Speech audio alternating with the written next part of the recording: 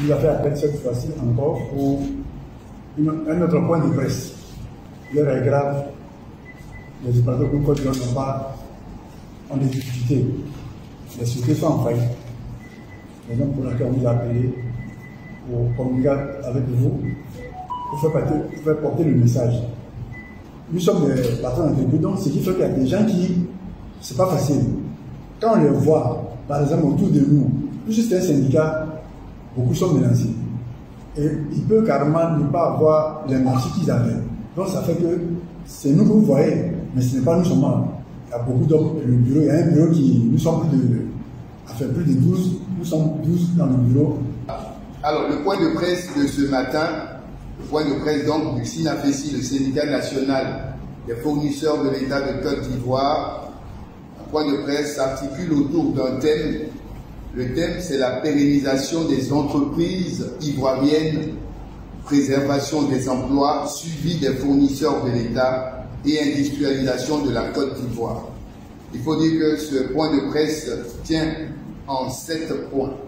Le premier point de la première vague de factures soumises au paiement à la Direction générale du Trésor et de la comptabilité publique, DGTCP, sur instruction du ministre de l'Économie et des Finances, M.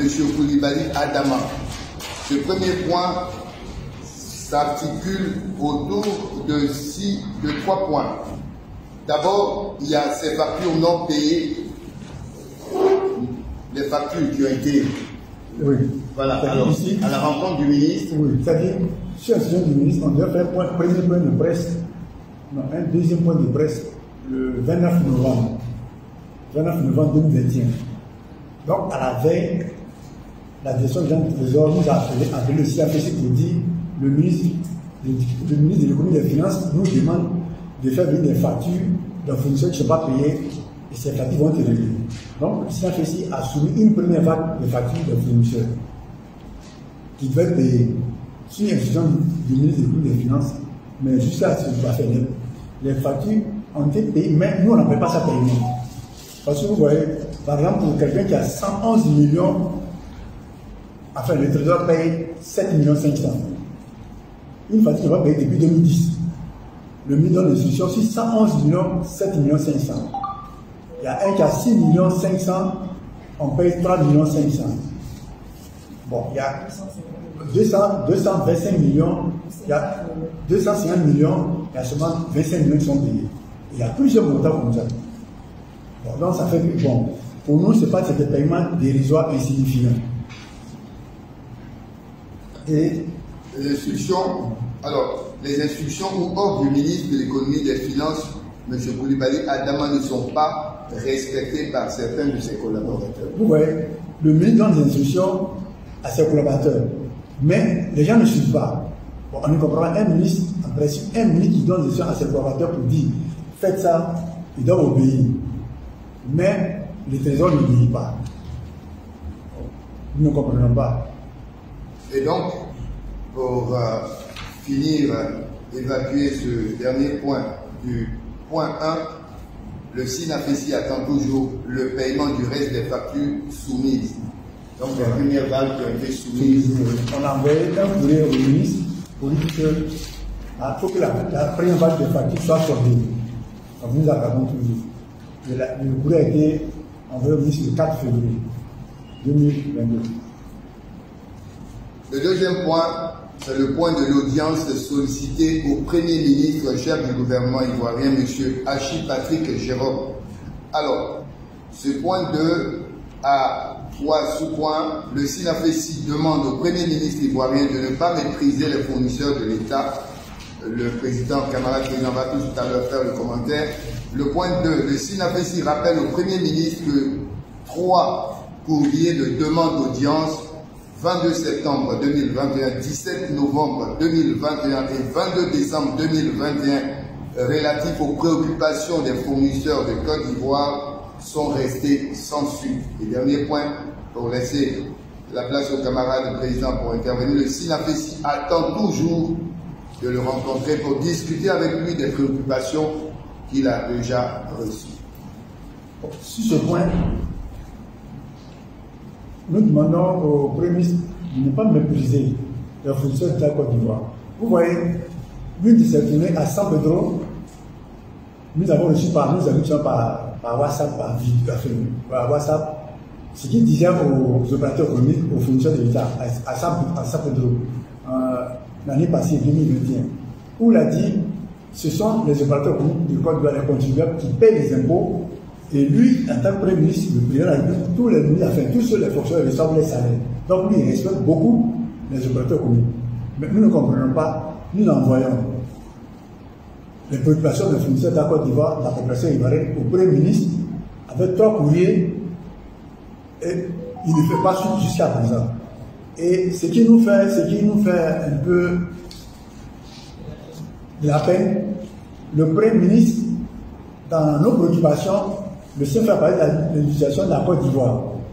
Et le Premier ministre a fait un point de presse le 8 novembre 2021, après un point de presse, après avoir reçu les préoccupations de Sinafessi, et lui et certains de ses ministres ont parlé de l'utilisation de la Côte d'Ivoire. Bon. Alors que nous avons soumis, qui nous reçoit. Donc nous attendons toujours à ce que le Premier ministre nous reçoive. Le troisième point de ce point de presse parle des factures non engagées après prestation cadre de la DAF, Direction administrative et financière du ministère de l'Éducation nationale et de l'alphabétisation. Tant pour moi. Un lycée construit à Beauville en 2020 après appel d'offres. 2020. Après 2020, oui, après appel d'offres. La facture n'est pas encore engagée au paiement par manque de budget selon le responsable de la direction administrative et financière. Pour le SINAFESI, il est inconcevable que des factures de plus de 2 ans ne soient pas engagées au paiement pour des raisons de budget, surtout après des appels d'offres dont les prestations sont fournies ou exécutées, y compris également les commandes gré à gré ou appels d'offres restreints. Souvent, les avances de démarrage n'existent pas. Le SINAFESI interpelle le ministre du Budget et du portefeuille de l'État, le directeur général du budget, l'autorité nationale de régulation des marchés publics, le directeur général des marchés publics pour leur demander de veiller sur toutes les tâches qui se font dans leur département. Aussi, s'il n'y a pas de couverture budgétaire, qu'ils ne fassent pas d'appel d'offres et également de commandes. Je termine. Cette manière de faire fonctionner l'État tue les entreprises ivoiriennes, car que la Société nationale de développement informatique SNDI, qui doit des centaines de millions de francs CFA aux fournisseurs de l'État. Dernier sous-point, que les responsables financiers arrêtent d'intimider et de menacer les fournisseurs de l'État qui sollicitent l'intervention de leur organisation syndicale, le SINAFESI, pour les aider à rentrer en possession de leur argent, et ce, pour le bien de tous. Commentaire. Pour ce point, vous voyez, le SINAFESI ne comprend pas toujours la gestion des deniers publics. Quand on organise dans un pays normal, quand on organise un appel d'offres, ça veut dire que l'argent est disponible, il y a une couverture budgétaire. Quand il y a une commande, c'est qu'il y a une couverture budgétaire. Mais en Côte d'Ivoire, malgré qu'il y ait une couverture budgétaire, les appels d'offres sont organisés par la direction des marchés publics. Il y a même une autorité de régulation des marchés publics qui devrait veiller. Mais tout est fait. Et lorsqu'il y a des appels d'offres, ceux-mêmes qui ont le marché, qui sont choisis, souvent n'ont pas l'avance de démarrage. Il faut une avance de démarrage, mais souvent ils ne perçoivent pas ça. Maintenant, il finit le travail, la prestation, je ne sais pas payer. Maintenant, ce cas qui peine le SINAFESI, vous voyez, un fournisseur de l'État, une entreprise, a construit un lycée à Beauville en 2020, après appel d'offres, qui fait des centaines de millions. Et il finit, le BNET, Bureau national d'études et techniques de développement, a fait la réception du bâtiment le 9 septembre 2020. Et jusqu'au jour d'aujourd'hui, on dit aux fournisseurs de l'État qu'il n'y a pas de couverture budgétaire. un lycée qui est bâti, réceptionné par le Bénin depuis 2020, septembre 2020, on dit qu'il n'y a pas de politique budgétaire. C'est une manière de tuer les entreprises. Donc, il n'est pas encore entré en possession de ces fonds. Alors, nous, le SINAFESI, nous interpellons le ministre du budget, le directeur du budget, l'autorité nationale de régulation des marchés publics, enfin, tous ceux qui rentrent en ligne de compte pour les appels d'offres. Pour que cet opérateur commune rentre en possession de son dû. Et ça, c'est la DAF du ministère de l'Éducation qui doit engager la facture au paiement. Là-bas, on nous dit, à l'opérateur commune qu'il n'y a pas de politique budgétaire. Donc nous interpellons, le CFC interpelle le ministre du budget, le gouvernement ivoirien pour que cet opérateur commune rentre en possession de ses fonds parce qu'il doit aussi à ses partenaires. Vous voyez. Et on a dit le cas, enfin pour nous, pour le SINAFESI, il n'y a pas de couverture budgétaire. Il ne faut pas que l'État de Côte d'Ivoire, le gouvernement ivoirien, fasse des commandes, fasse même des appels d'offres. Parce que ça tue cette manière de faire fonctionner l'État. Et après, il n'y a pas de couverture budgétaire, mais enfin, on induit les entreprises ivoiriennes en erreur en commandant les prestations. Des fois, ils livrent, on ne les paye pas, même avec des bons de commande. Donc, ça fait que ces entreprises jettent la clé sous le paillasson. Il y a le cas de la Société nationale de développement informatique, SNDI, qui est une société d'État qui doit des centaines de millions depuis 2000, on peut dire 10 jusqu'à maintenant, à des entreprises ivoiriennes, des fournisseurs de l'État. Et le DG s'appelle M. Soro. À chaque fois qu'on appelle pour le rencontrer, bon, enfin, il est toujours occupé. Vous voyez. Mais ce n'est pas une bonne chose. Bon. Et aussi, les opérateurs communs qui viennent vers l'organisation syndicale, aussi en fait pour leur dire, parce que tel vieux que j'ai, ils sont beaucoup menacés. Beaucoup sont menacés. Que les gens arrêtent de menacer les opérateurs communs. Le point 4, il tient comme suit. Contentieux SINAFESI, Confédération Générale des Entreprises de Côte d'Ivoire, CGEC. Depuis 2015, le SINAFESI a toujours souhaité une solution à l'amiable, qu'une voie juridico-économique qui va tenir l'image de marque des anciens et des nouveaux dirigeants de la CGEC. Alors, le camarade président va vous expliquer cela tout à l'heure. Allons-y. Le conseil juridique, les avocats donc du SINAFESI, le conseil a introduit une requête auprès du directeur général des impôts, DGI, pour avoir des informations précises sur la somme d'argent versée à la CGEC, la quote-part, depuis son institution à aujourd'hui. Le conseil juridique sera épaulé par d'autres conseils juridiques extérieurs. Le SINAFESI reste à l'écoute des dirigeants de la CGECI pour une solution négociée amiable afin de se regarder l'honneur et l'image de marque de tout un chacun de nous. Camarade. Bon, sur ce point, contentieux SINAFESI, Confédération Générale des Entreprises de Côte d'Ivoire. Bon, pour certains d'entre vous, vous le savez, depuis 2015, le SINAFESI a un contentieux avec la CGC. À l'époque, c'est dirigé par M. Diakou Kapoulou-Jean. Ce contentieux porte sur quoi? Sur la taxe spéciale d'équipement. C'est-à-dire, taxe spéciale d'équipement en 2002. Quand il est émis en Côte d'Ivoire, ça a été instauré pour pouvoir rééquiper l'administration ivoirienne. Donc, de 2002 à 2004, la taxe spéciale d'équipement, c'est-à-dire les contribuables payaient ces taxes. Donc, en 2004, la taxe on devait mettre fin à la taxe. Et par la suite, de 2004 à 2006, enfin, ils ont continué jusqu'à 2008. Ils ont maintenu la taxe, qui n'arrange pas. Et donc, enfin, on ne sait pas ce qui s'est passé, mais il y a eu une entente entre le ministère à l'époque, dirigé par le ministre Didier Kofi, et le groupe de la Confédération Générale des Entreprises de Côte d'Ivoire, pour reverser, au lieu de mettre fin à la taxe spéciale d'équipement, qui devait supprimer pour reverser une quote-part aux organisations professionnelles du secteur privé. Mais c'est resté entre nous, entre eux. C'est-à-dire qu'ils n'ont pas dit à tout le monde. Et la DGI, Direction générale des impôts, a bâti le bâtiment que vous voyez, qui sert de siège au Festival général de Côte d'Ivoire, où je m'occupe actuellement.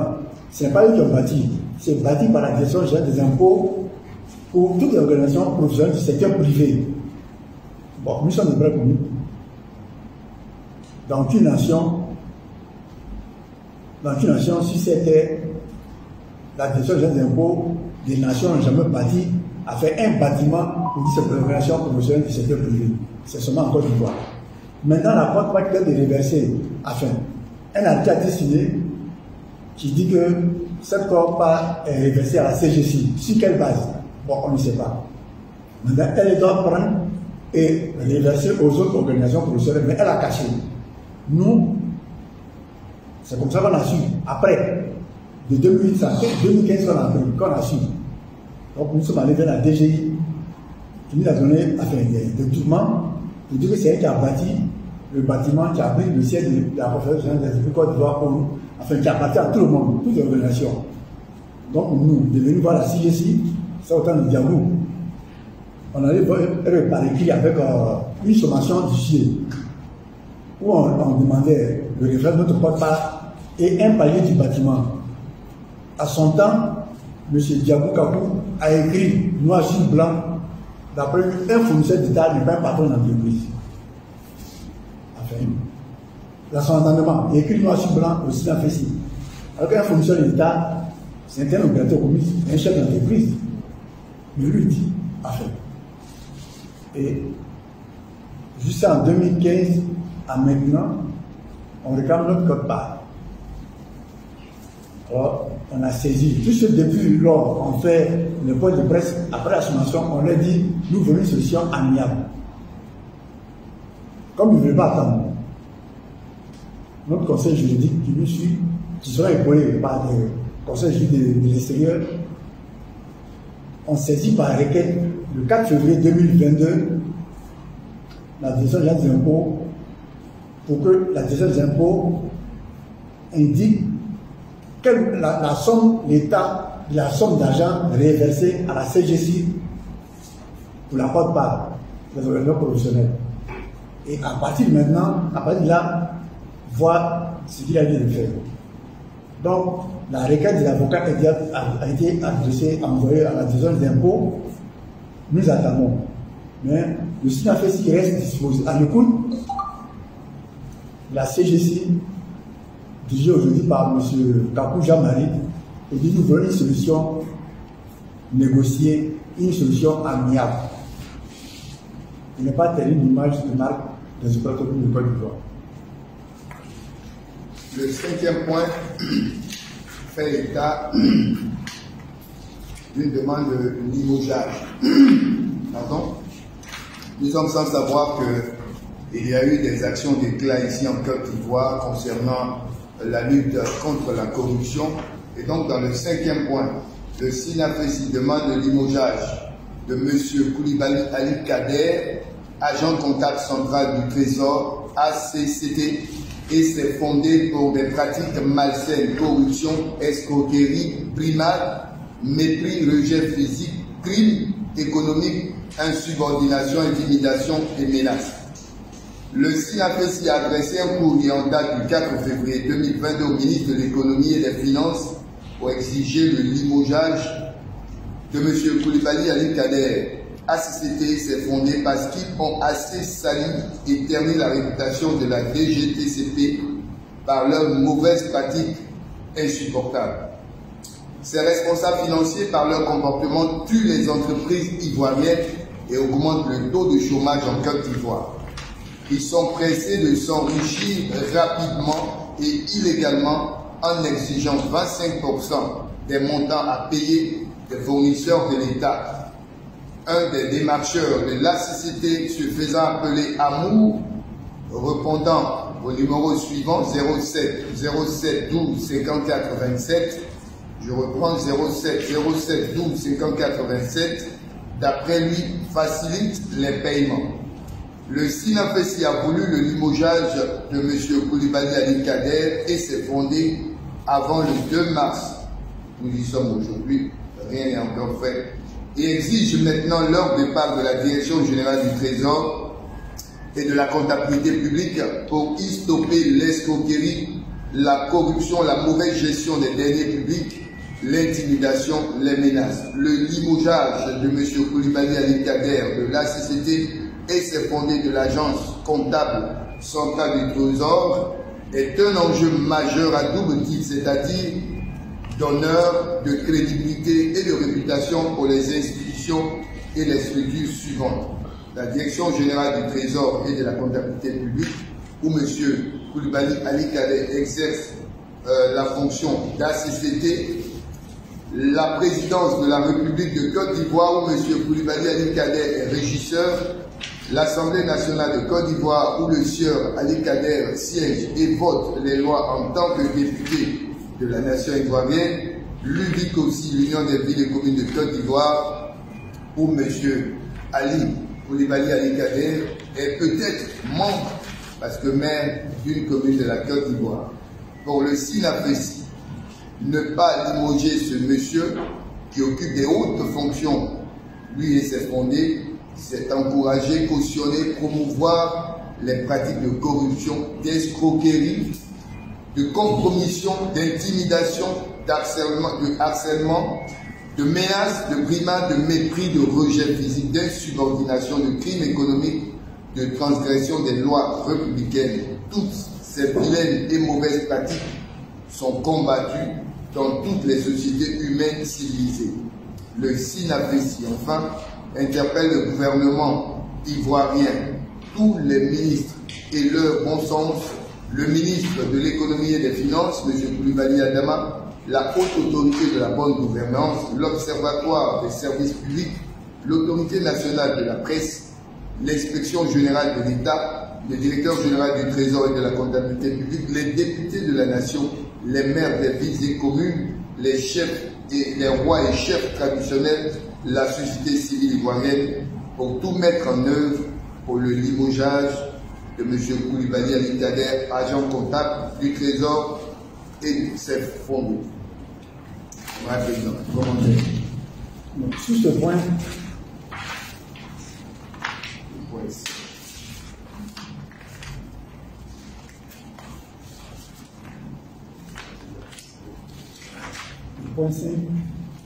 le SINAFESI demande le limogeage de M. Koulibaly Kader. Parce que voilà quelqu'un qui est agent comptable central du Trésor depuis 2010-2011. Donc, sa fonction, c'est-à-dire qu'il alimente toutes les structures de l'État, que ce soit les mairies, le budget de la mairie, enfin des conseils régionaux, tous les ministères, enfin, c'est lui qui, la présidence, c'est lui qui alimente en argent, qui approvisionne en argent toutes ces structures de l'État. Maintenant, il abuse de son pouvoir. Depuis qu'il est là-bas, enfin, il ne s'en pas les opérateurs communs. Tout dernièrement, il a pris, comment on appelle ça, enfin, il a pris une décision à son niveau pour dire tous ceux qui ne sont pas vaccinés, qui n'ont pas le deuxième vaccin de Covid, ils ne vont plus le voir. Vous voyez, c'est-à-dire qu'il prend une décision que le président ne prend même pas. Bon, non seulement ça, mais il prend. C'est-à-dire le ministre lui demande les fatigues que nous avons soumises sur la décision du ministre des Finances. Après, c'est lui qui doit faire payer. Et dans son service, il paye les prestations que les fournisseurs ont fournies pour la direction du Trésor. Mais depuis 2010, il ne paye pas ses factures. Et tant que ces fournisseurs ne donnent pas 25% de leur montant, il ne paye pas ses factures. Il y a même une vidéo qui est passée, qui a chuté dans toute la Côte d'Ivoire pour dire qu'il prend 25%. Et il prend 25%, lui et ses fondés aux fournisseurs de l'État. Vous voyez, par exemple, si on paye 50 millions, on va prendre 25%. C'est trop.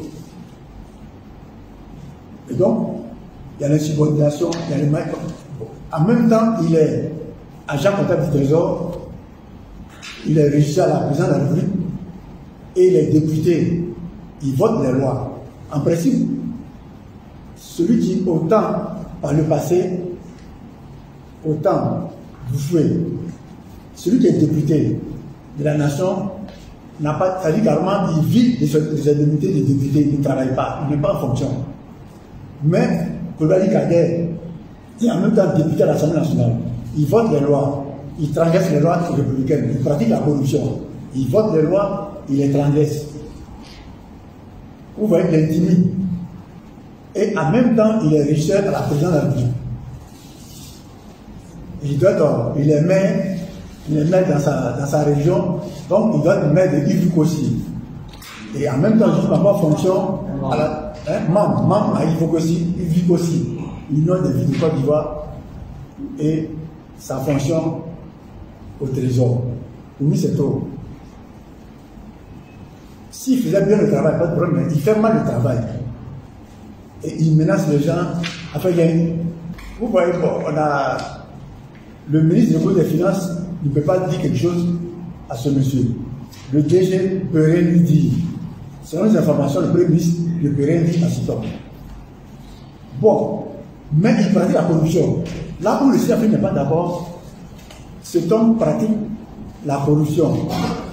Vous voyez, après la corruption est combattue, même en Côte d'Ivoire, même partout. Parce qu'il y a la haute autorité de la bonne gouvernance qui a été multipliée par le président de la République de Côte d'Ivoire.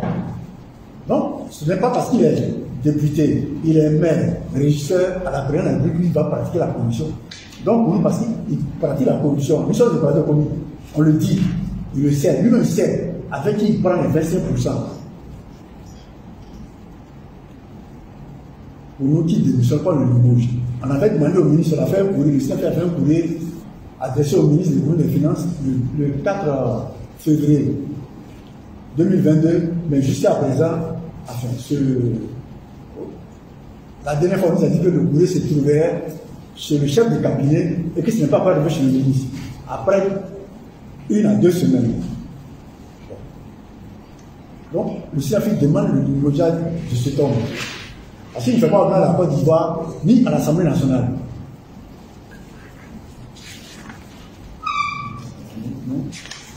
Alors, nous interpellons toutes ces personnalités, tout ça le Premier ministre. Le Premier ministre, l'autorité nationale de régulation de la presse. Parce que, au lieu de laisser la presse travailler, ce sont eux qui mettent pression sur vous, sur les journalistes, pour leur dire pourquoi est-ce que vous écrivez le limogeage de Koulibaly Kader. Mais s'ils pratiquent la pollution, il faut que les gens écrivent.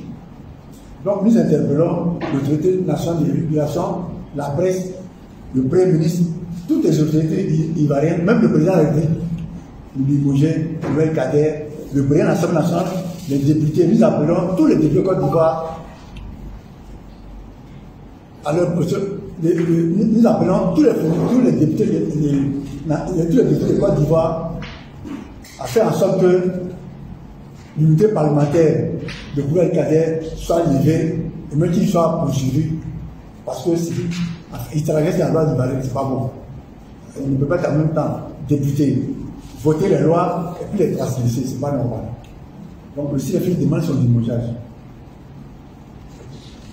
Passons au 6e point, l'avant-dernier point. Vous êtes sans savoir que la lutte syndicale a des gros risques et donc menace de mort sur les membres du SINAFESI et leur conseil juridique. Le SINAFESI prend à témoin l'opinion nationale et internationale, l'archevêque d'Abidjan, son éminence le cardinal Jean-Pierre Chicoin, les évêques, les prêtres, les apôtres, docteurs de la parole, prophètes, évangélistes, pasteurs, le président du COSIM, les imams et tous les serviteurs et toutes les servantes de l'Éternel Dieu de vie, vivant et vrai. Le SINAFESI leur demande humblement d'intercéder pour le peuple de Côte d'Ivoire auprès du Père Céleste, le Dieu vivant des nations, de justice, de paix pour notre délivrance et notre libération. Sur ce point,